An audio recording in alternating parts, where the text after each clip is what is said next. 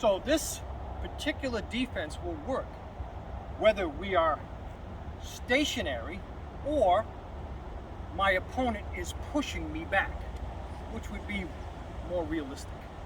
Okay, so 2 hands around my throat, driving his thumbs aggressively into my trachea. My chin goes down to protect my throat. I am going to pin one arm. In this particular case, I'm grabbing him at the wrist or the forearm because I can't get at the hand. I'm going to step back into my side horse stance. Okay? As I step back, this arm is being raised up and it's going to come down to clear the chokehold. I am going to counter with an elbow strike. I can also counter with a forearm strike to the side of the neck, or if he's a little farther back, I could use the hammer to the temple or to the side of the neck. After that strike, I grab onto his clothing.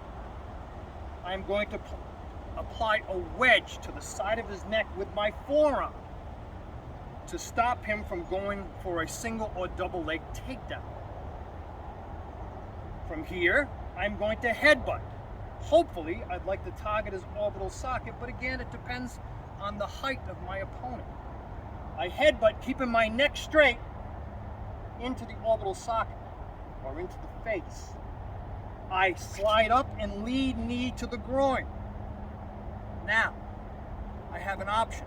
I can stop here, depending on the situation, or I can continue and apply a metacarpal throw.